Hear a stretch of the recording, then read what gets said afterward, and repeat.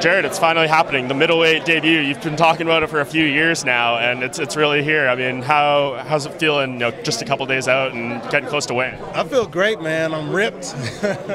I'm more ripped than I've been ever. I haven't been in 185 since like college days, man. I was like over 10 years ago.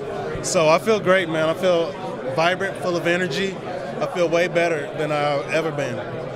Why was now the time? Why did you ultimately pull the trigger and say, I know you've been talking about start at heavyweight, came down to light heavyweight. You said you were going to do middleweight, but it was a few fights. You kept taking out 205. So why did you finally pull the trigger? The work we're getting at the MMA lab, man, is consistent. It's hard work, and I show up to put in that hard work. They tell me what to do. I do it the best of my ability. So it was only a matter of time. Again, I have a good support team. I have a good team. I have a good support structure with my wife. She makes sure that I'm getting the right foods, all the right nutrients, and she just takes a lot of the stress out of it. So this has been easy for me. And I imagine doing something like this takes a methodical process in getting down. You were supposed to fight in a few weeks. You didn't take this fight just on a whim at 185. You were already scheduled. What did you have to do to change things up to be on point, fighting a few weeks earlier than planned? Just consider the opponent I'm training for. I was going to fight a southpaw. David is an orthodox fighter.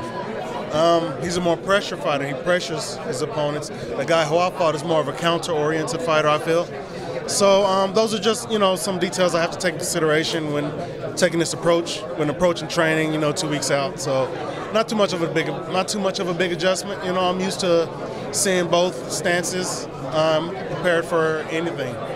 Honestly, you're happier fighting on this card than flying all the way to Argentina, right? Absolutely, man. A 5-hour flight is way more tolerable than a 14-hour flight. So on top of that, it would have been a bigger time difference, I believe, in Argentina, as well as being outside of my, my country, my native country. I get to walk around, speak English, spend U.S. dollars, and maybe after the fight eat some New York pizza, which is what I'm really excited for. There you go. And how did this come about? Like, obviously, Luke Rockhold fell off the card. They moved Jacare up. Branch needed an opponent. Like, did the UFC just come to you and say, we think you would be a good fit? Did your management team hear about the opportunity and reach out? How did it ultimately come together? Well, when I signed for my fight in Argentina, I put in a request that, hey, if a short notice fight come up, let me know, because I didn't want to wait. I didn't want to wait until November to fight, but it is what it is. I'm glad they called me. They gave me the call like 2 weeks out, and automatically in my mind, like, yes, we're going to do this. Of course, I had to call the coaches and let them know that this is what's going on. What do you guys think? They were already on board, excited about it, and so we just went forward with it, and here we are. What do you think about David? Obviously, a former 2-division champion in WSOF. At times, he's gotten a bad rap for maybe being not the most exciting fighter, but then he goes out there and lost one and knocks out Thiago Santos in the first round. So, what do you just make of him as an opponent here? I like David. I've watched him for a long time. I like his style. I don't think he's a boring fighter. He brings it. He's in there. He's always willing to throw down. So yeah, I'm excited, and I'm actually honored to step into the cage with him. He's a top-ranked middleweight.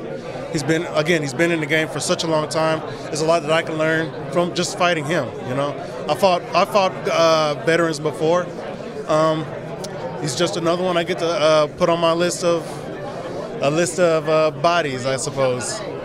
And you beat him. What does that do for you? I mean, the middleweight's outside of the main event. This is the middleweight main card. The spotlight's on this weight class. You come in your divisional debut, take out David Branch. What's next after that? Well, that's like ignition right there into the middleweight division. So I think that'll accelerate me to the top.